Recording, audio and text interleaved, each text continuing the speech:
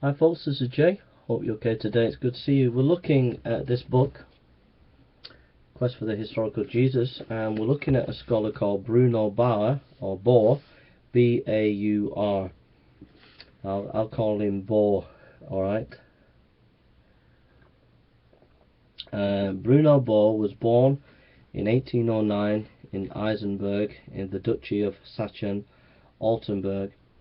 In philosophy, he was at first associated entirely with the Hegelian right. Like Strauss, he received a strong impulse from Wetke. At this stage of his development, he reviewed in 1835 and 1836 Strauss' Life of Jesus, and wrote in 1838 a criticism of the history of revelation.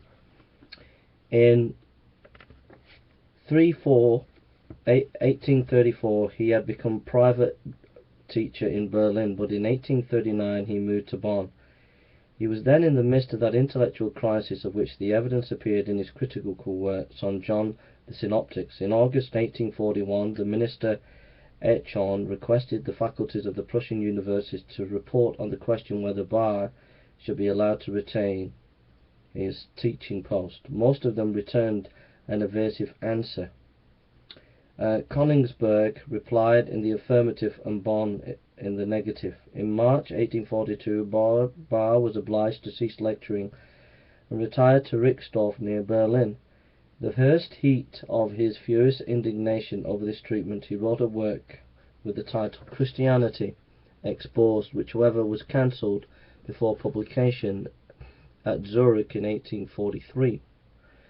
He then turned his attention to secular history and wrote on the French Revolution, on Napoleon, on the Illuminism of the 18th century, and on the party struggles in Germany during the year 1842 to 1846.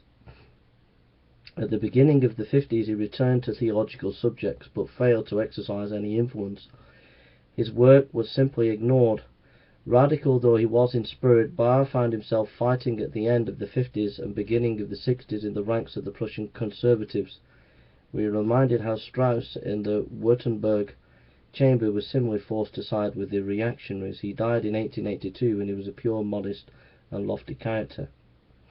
At the time of his removal from Berlin to Bonn, he was just at the end of the 20s, that critical age when pupils often surprise their teachers, when men begin to find themselves and show that they are not merely what they have been taught.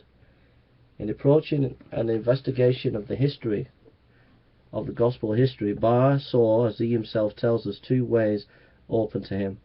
He might take at his starting point the Jewish messianic conception and endeavour to answer the question how the intuitive prophetic idea of the Messiah became a fixed reflective conception. That was the historical method, and he chose, however, the other, the literary method. This starts from the opposite side of the question, from the end instead of the beginning of the gospel history. Taking first the Gospel of John, in which it is obvious that reflective thought has fitted the life of Jesus Messiah into the frame of Logos conception, he then, starting as it were from this stream, works his way upward to the high ground in which the gospel tradition takes its rise. The decision in favour of the later view determined the character of Bauer's life work, and it was his task to follow out, to its ultimate consequences, the literary solution of the problem of the life of Jesus. How far his path would lead him he did not first suspect, but he did suspect how strong was the influence upon the formation of the history of dominant idea which moulds the shape with a definite artistic purpose. His interest was especially arrested by definite artistic purpose.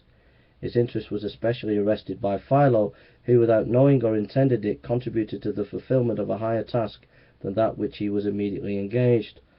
Bauer's view is that the speculative principle, such as Philo's, when it begins to take possession of men's minds, influences them in the first glow of enthusiasm, which it invokes with such overmastering power that the just claims of that which is actual and historical cannot always secure the attention is their due. In Philo, pupil John, we must look, not for history, but for art.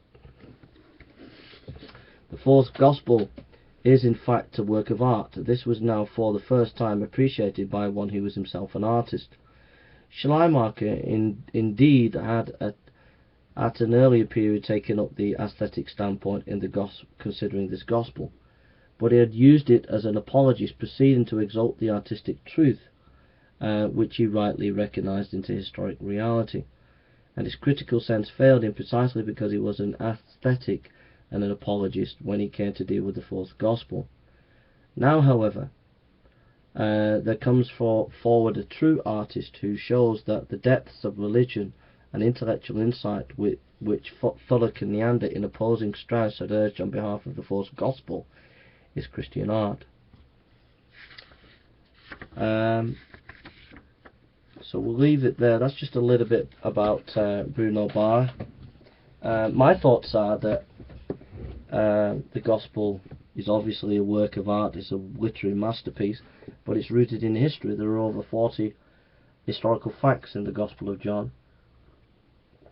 The writer of the Gospel of John was an eyewitness account, and also knew Jerusalem extremely detailedly, and so it was just not, it was more than art, it was rooted in history and eyewitness material. That's what I think anyway. So that's a little bit about Bruno Bauer. I hope I pronounced it correctly. Alright, take care.